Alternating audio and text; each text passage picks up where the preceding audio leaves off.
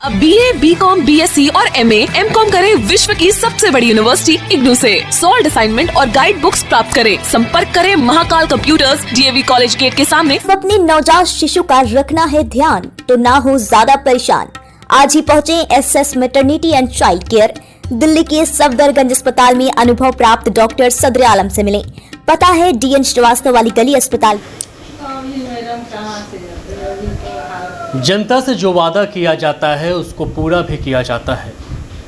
ये सीख जो है जनप्रतिनिधि सिखाते हैं हमको, लेकिन कुछ जनप्रतिनिधि ऐसे होते हैं जो भूल जाते हैं जनता से किया हुआ वादा। हालांकि कुछ ऐसे नेता भी होते हैं जो वादा करते हैं उसे पूरा भी करते हैं। बिहार में नगर निकाय चुनाव करीब आ रहा है।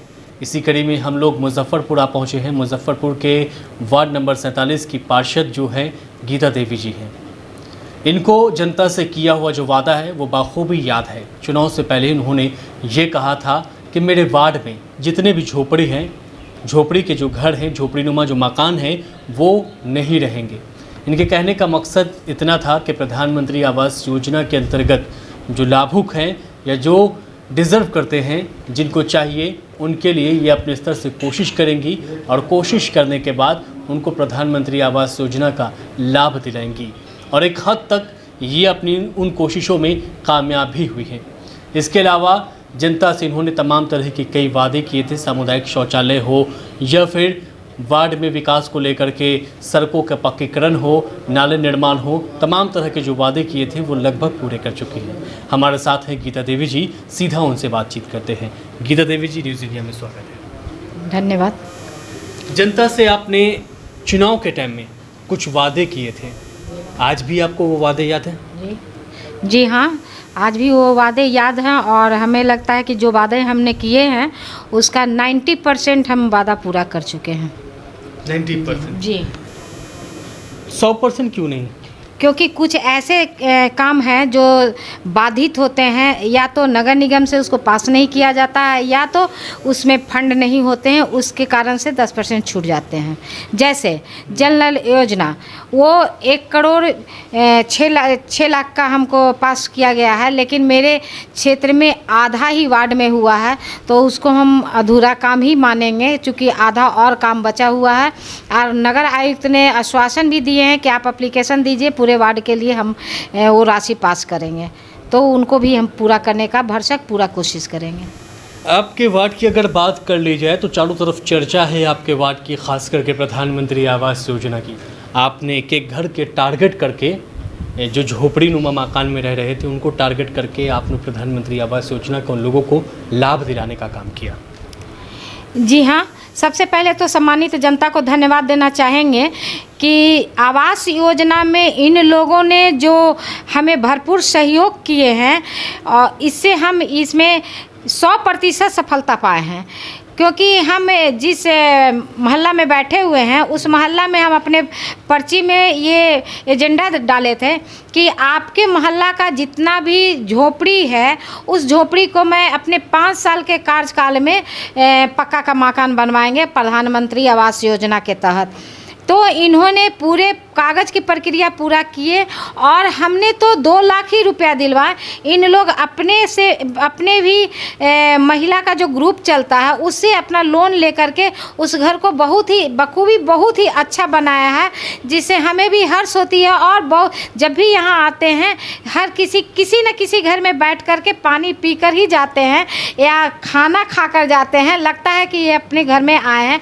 और इन लोगों ने ही भी हमें पार्षद नहीं, हमें अपने घर का सदस्य मानते हैं, इसलिए हम इनको धन्यवाद देना चाहेंगे। बहुत ही अच्छा घर बनाए हैं और हमारा पूरा कोशिश है कि जो भी एक आध लोगों का छूटा हुआ उसका भी मैं अपने कार्यकाल में अभी सर्वे करके नाम भेजे हैं दिल्ली, उसमें अगर आ जाता है तो हम उनको पूरा करेंगे। एक चीज़ है गीता जी कि कई लोग होते हैं जो वादा करते हैं, नेता होते हैं, चुनाव से पहले वादे करते हैं तमाम तरह के, लेकिन वो चुनाव बीत जाने के बाद भूल जाते हैं। लेकिन आपने उस चीज़ को अच्छी तरह से याद रखा और वो काम किया प्रधानमंत्री इंदिरा आवास को लेकर। नहीं, हमने जो भी एजेंडा डाला है चुनाव से पहले। वो एजेंडा का कॉपी हम अभी भी अपने यहाँ रखे हुए हैं और एजेंडा हम हमेशा पढ़ते भी हैं और लगता है जहाँ काम नहीं हुआ है वहाँ हम अपने घर में, अपने परिवार में या जनता के बीच ये शेयर करते हैं कि ये काम नहीं हुआ, इस काम को करना है। इसलिए अगर कोई भी राजनीतिक में आते हैं, अपने एजेंडा को अगर ध्यान में रखेंगे तो निश्चित रूप से 100% वो सफलता पाएंगे। और हमने यही काम किया है कि जो भी एजेंडा डाले हैं उसको हम बखूबी याद रखते हैं और पढ़ते हैं और एजेंडा के अनुसार हम काम भी करते हैं, जिससे हमारा उपलब्धि का पर्ची भी एजेंडा के अनुसार आया है। क्या था आपके मैनिफेस्टो में उस समय जिस समय आप चुनाव लड़ रही थी, और अब तक किस पर पूरा काम कर लिया है आपने? हम ये स्वच्छता का भी देखे थे। स्वच्छता में सबसे पहला बात है कि घर घर शौचालय नहीं था, जहाँ झोपड़ी था वहाँ घर घर शौचालय नहीं था। तो शुरू में स्वच्छता के प्रति जो जागरूकता प्रधानमंत्री जी के द्वारा किया गया था, उस समय इन लोगों को 12-12 हज़ार रुपया शौचालय बनाने का मिला।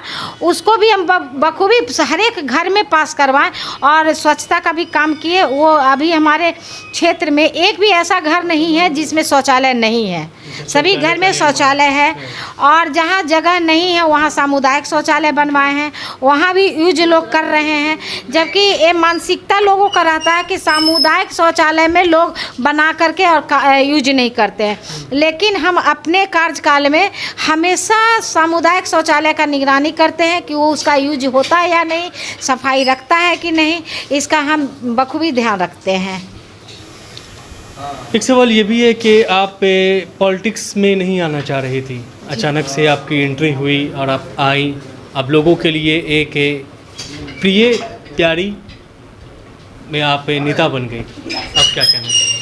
जी हाँ, शुरू में चूँकि हम एक अपने परिवार में लड़की जन्म लिए और महिला में रहे, तो राजनीतिक से हम लोगों को बहुत दूर रखा जाता था। लोग कहते थे कि राजनीतिक अच्छी चीज़ नहीं है, लेकिन इसलिए हम राजनीतिक में नहीं आना चाहते थे। बिहार महिला समाख्या सोसाइटी में हम 1993 से 1916 तक काम किए हैं और उसमें हमको जो ट्रेनिंग मिलता था वो राजनीतिक से अलग हटाने का काम किया जाता था कि राजनीतिक में मत आओ, राजनीतिक अच्छा चीज़ नहीं है। लेकिन हम धन्यवाद देना चाहेंगे माननीय पूर्व मंत्री जी सुरेश शर्मा जी को, जिन्होंने हमें प्रेरणा दिए और प्रेरित भी किए कि नहीं तुम आकर देखो, जीतोगी तो काम अच्छा करोगी। उनके कहने के अनुसार ही हम जब ये 3-4 बार हमको बुला करके समझाने का कोशिश किए, उनके कहने के अनुसार ही हम राजनीति में खड़ा हुए और राजनीति में खड़ा होने के बाद हम अपने जनता के बीच गए, हम अपनी बात को रखें तो जनता भी हम पर भरोसा करके हमको राजनीतिक में पहल एक बार खड़ा हुए, उसी समय जिता करके लाए और अच्छे वोट से जीते, 1165 वोट से। तो राजनीति में आ ही चुकी हैं आप, अब क्या लगता है कि लंबी पारी खेलना है आपको? जी हाँ, हमें लगता है कि राजनीतिक में आए हैं तो हर एक राजनीतिक वाला को ये ध्यान देना चाहिए कि जिन वोट से हम जीत करके आए हैं, जिन वोट से हम जीत कर आए हैं, वो जो लोग वोट देते हैं बहुत उम्मीद से वोट देते हैं और अगर उनके उम्मीद पर हम खड़ा नहीं उतरे तो वो लोग ही हमें हटाने का काम करेंगे। इसलिए उनके उम्मीद पर हम भरपूर खड़ा उतरने का कोशिश कर रहे हैं और हमें लगता है कि इस बार भी हमें राजनीतिक में, हमारे वार्ड पार्षद में, हमारा समाज, हमारा जनता हमें फिर चुनकर ला रहे हैं। चुनाव नज़दीक है, आपने बाज़ाब्ता अभी से ही आपने उन चीज़ों को लिख रखा है जो आपने काम किया है, तो जनता के बीच आप कौन से मुद्दे को लेकर के जाएंगे? आपने जो विकास किया है वो, कि जो अधूरा रह गया 10% जो अधूरा रह गया उसको, या फिर कोई और नया मुद्दा लेकर के आप जनता के बीच जाएंगे इस बार चुनाव में? जी हाँ, हम नए मुद्दों को भी लेकर के जाएंगे। जैसे हमारे बीच में बहुत सी ऐसी महिलाएं हैं, बहुत सी ऐसी बच्चियां हैं जो अभी भी शिक्षा से वंचित हैं, उनको शिक्षा की ओर प्रेरित करेंगे और उनको स्कूल तक पहुंचाने का काम करेंगे। और जो गरीब बच्ची हैं उनको आवासीय विद्यालय में एडमिशन भी करवाने का हम कोशिश कर रहे हैं। और सबसे पहला बात कि कोई भी नेता 90% काम करते हैं, इसके बावजूद भी अभी मेरे यहाँ 85 रोड ऐसे हैं जो कच्चा है। हम अगर 5 साल फिर जीत कर आते हैं 85% रोड कच्चे हैं? जी हाँ, चूँकि पंचायत से कटकर ये वार्ड बना था, इसलिए रोड थोड़ा कच्चा ज़्यादा है और हम अपने कार्यकाल में 34 रोड बनवाए हैं। और ये 34 रोड बनवाने के बावजूद भी हमारे यहाँ बहुत रोड ऐसे कच्चे हैं जिन पर मेरा फोकस है कि इस बार जीत कर आएंगे तो उन रोडों को भी पक्कीकरण और नाला बनवाएंगे, और जो छूटे हुए आवास से हैं उनको भी आवास का निर्माण करवाएंगे।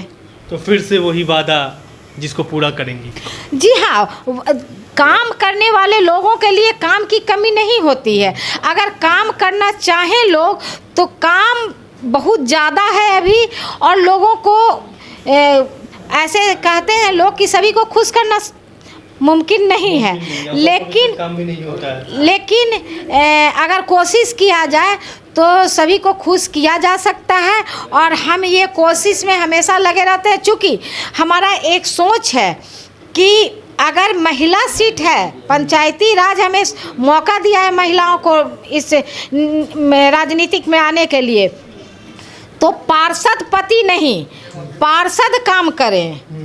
और हम उस चीज़ को मानते हैं और हम खुद उस चीज़ को काम करने में बखूबी विश्वास करते हैं और करते भी हैं।